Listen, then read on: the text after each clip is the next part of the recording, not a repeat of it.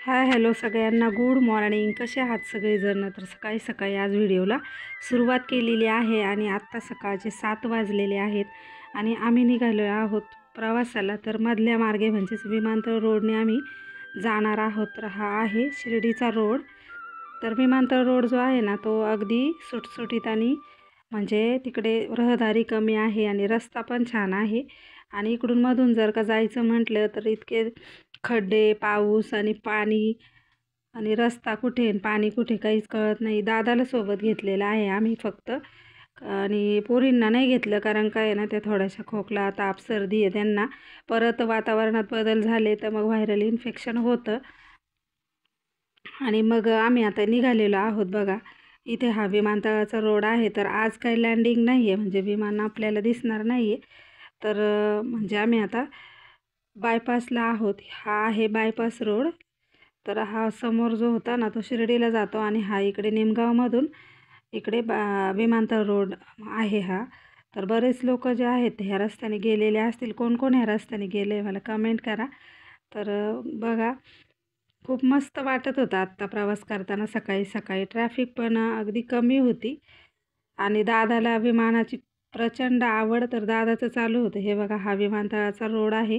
ही भिंतसुद्धा विमानतळाची आहे आणि तिकडे समोर लाईट्स लागलेल्या होत्या, पण आम्हाला जायचं होतं दशक्रिया विधीला, त्याच्यामुळे आम्हाला काही थांबायला वेळ नव्हता. तर नेक्स्ट टाईम जर का आता मागच्या वेळेस विमान बघितलेलं होतं, अगदी जवळून गेलं, पण मी मोबाईल चालू करेपर्यंत ते उडालंसुद्धा आणि मी व्हिडिओ चालू केला आणि माझ्या मोबाईलला स्पेसच नव्हता, त्याच्यामुळं काहीच उपयोग झाला नाही. तर चला आपण आता म्हणजे बायपास पण सोडलेला आहे आणि आपण आता इकडे डोंगराळ भाग लागतो थोडासा संगमनेर भागामध्ये. तर अजून आपण म्हणजे मेन रोडला लागलेलो नाही आहेत, मधल्याच रोडला आहोत अजून. तर आमचा प्रवास बघायचा आहे, पुढे आम्ही कुठे गेलो, परत रिटर्न कुठून आलो, सगळं तुम्हाला दाखवणार आहे. तर तिथे दशक्रिया विधीचे तिथे मी काहीही शूट केलेलं नाही आहे. मुलीच्या गावाला ते बरं वाटत नाही. तर रिटर्न जात आहोत. बघा आपण रस्त्याने ना ट्रॅफिक लागलेली होती, जातानाही ट्रॅफिक, येतानासुद्धा खूप ट्रॅफिक लागलेलं होतं. तर इथं बघा गाडी थांबलेली होती, म्हणून मग मी थोडंसं शूट घेतलं. म्हटलं चला तुम्हालाही दाखवू.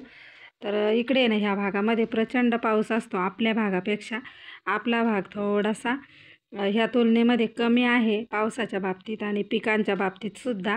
तर ढग बघायचे आहेत किती खाली आलेले आहेत आणि किती छान वाटतंय, वातावरण झालेलं आहे पावसाचं. आणि बघा ट्रॅफिक सुटलं आणि आम्ही परत निघालेलो आहोत. आम्हाला आहे ना येतानासुद्धा ट्रॅफिक लागलेलं होतं, पण माझ्या मुलाने ना गाडी जी आहे ती थोडासा साईड रस्ता होता त्या रस्त्याने काढलेली होती, त्याच्यामुळे आम्ही लवकर पोहोचलो वेळेमध्ये. तर हा आहे घाट. कुठला आहे ते नक्की सांगा बरं का मैत्रिणींनो. कोणी जर का ह्या रस्त्याने येत असेल आणि बऱ्याच जणांचा प्रवास, जे लोक नाशिकवरून येतात, जे लोक पुण्यावरून येतात, त्यांना हा लागतो हा घाट. तर पहिला जर आम्ही छोटे होतो ना तेव्हाचा घाट बघायचा होता. बापरे, इतका प्रचंड डेंजर घाट होता की अजिबात म्हणजे येऊच वाटत नव्हतं, भीती वाटायची अक्षरशः. आणि खाली जर का बघितलं ना तर जे विजेचे खांब आहेत ना तर ते ना अगदी काडीच्या पेटीची काडी जशी असते का तेवढे दिसायचे, इतकी भीती वाटायची. आणि तेव्हा काही लहानपणी काही कोणी कुठे नेत नसायचं लहान मुलांना.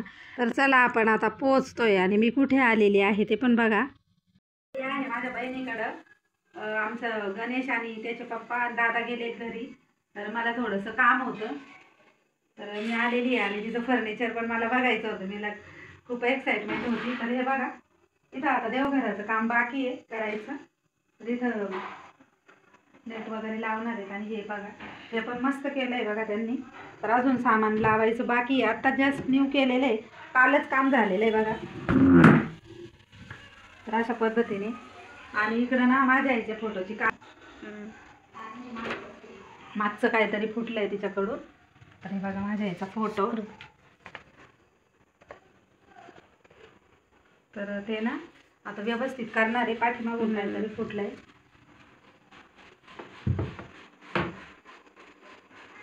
तर आता तुम्हाला मी घेऊन जाते किचनमध्ये. चल हे बघा इकडं. तर हे बनवलेले आहेत त्यांनी, तिथं भांडे ठेवायचे म्हणजे असे, याला फक्त झाकणं बनवलेले, दरवाजा अजून तिने व्यवस्थित सामान नाही ठेवलेलं. हे बघा दिसतंय इकडून पण आहे बघा असं, म्हणजे सगळा पास दुसरं गाडी डबे ठेवलेले भारी ठेवलेले, म्हणजे आता बाहेर पास काही दिसत नाहीये. खालचं पण सेम असं. आणि त्याच्यानंतर इकडं बघा वरती पण केलेलं आहे त्यांनी, हे सगळं झाकून गेलंय त्याच्यामुळे छान दिसतंय. आणि किचनच्या ट्रॉलीज पण बनवलेले बघा. अजून भांडे वगैरे थोडेसे लावायचं बाकी आहे. तर म्हटलं मला चेंज करायचं होतं आल्या नंतर ना वेळ पण कमी राहतो आमच्याकडं. काय ना स्वयंपाक पण चालू आहे तिचा, चहा वगैरे घेतला. आता काय बनवते? कोबीचे मंचुरियन करते ती कोबीचे. तर आम्ही आलेलो आहोत आता बेडरूममध्ये. तर बेडरूमला काय एवढं तिने केलेलं नाही. मी तिला सांगितलंय इकडे नाही ह्या भिंतीला वॉर्डरोब कर म्हणून, किंवा मग इकडं कर. तिने इकडं हे असे बघा सगळं पॅक केलेलं आहे, हे सगळं वरती लेटरवरती. तर मस्त वाटतंय ना. आणि एसी पण आताच बसवलेला आहे. स्वराजची खूप डिमांड होती. आणि ना वॉर्डरोब नाही बनवलेला, कारण का याच्यात मावतात त्यांचे कपडे, पण तरी पण बनवायला पाहिजे असं मला वाटतंय. बघू आता ते काय करतात ते. माझी बहीण खूप दमली असं तिचं म्हणणं आहे.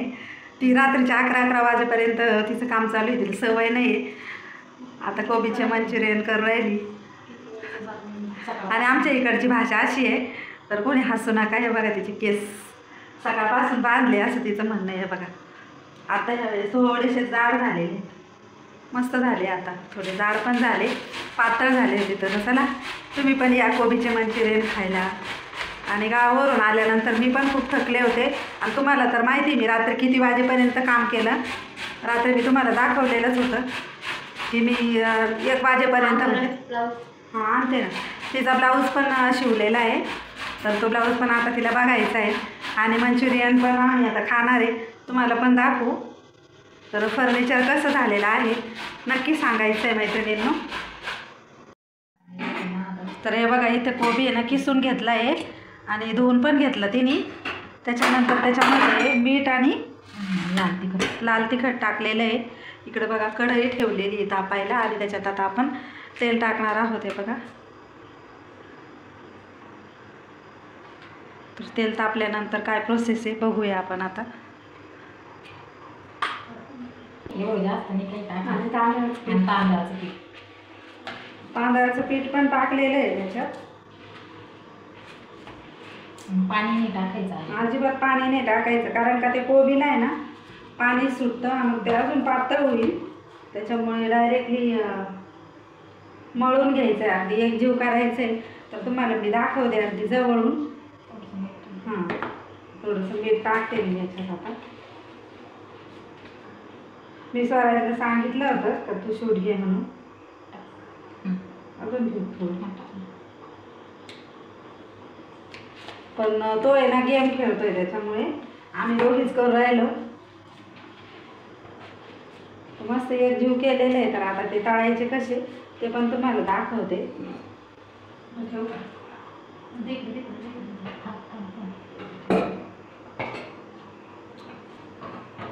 तर बघत राहायचे आहेत मंचुरियन कसे होतात. आणि तुम्ही पण असे करून बघा, अगदी कुरकुरीत होतात. बघा हे असे मंचुरियन मी आम्ही घरी गेल्यानंतर आता परत एकदा करायला सांगू. पीठ असं केलेलं आहे एकजीव, आणि इकडं तळायचं काम चालू आहे. बघा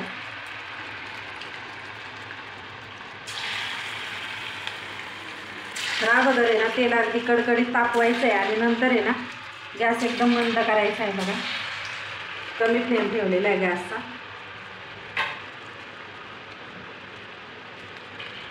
जास्त काही याला मटेरियल लागत नाही.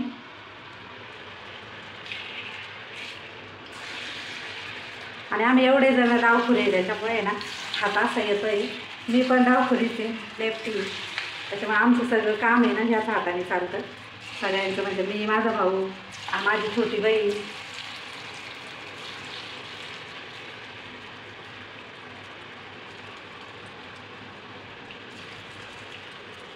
तर आता हे ना उलटे पालटे करायचे ते 4-5 मिनटं, आणि मग आतल्या कोबी वगैरे सगळं ते शिजून निघेल.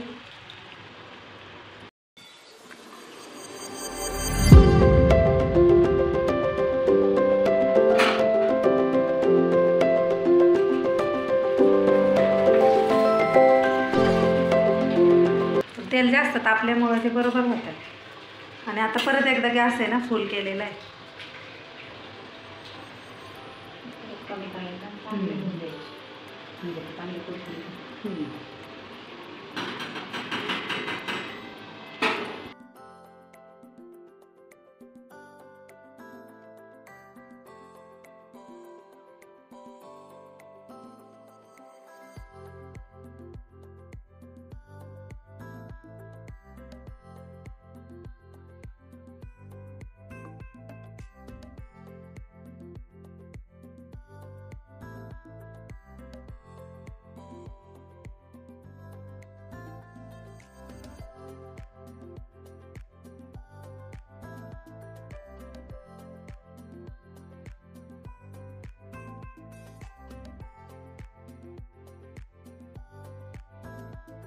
हे बघा झालेले आहेत आपले मंचुरियन तयार.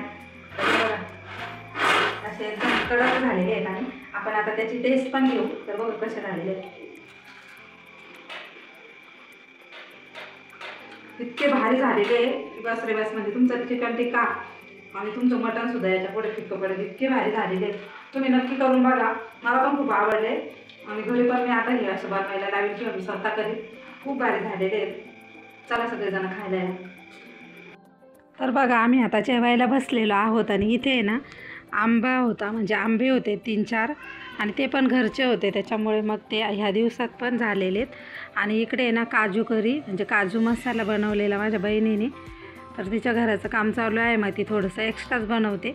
कधी कधी ते मजूर लोक पण असतात इथे, त्यांना पण थोडीफार भाजी द्यावी लागते. तर चपाती मसाला हे सगळं आम्ही आता काजू मसाला आणि भात वगैरे आंबा परत मंचुरियन सगळं आम्ही आता खाणार आहोत. जेवायला बसलेलो आहोत आणि लवकरच बसलेलो आहे. आम्ही सगळेजण आता जेवणार आहे. मी स्वराची मम्मा.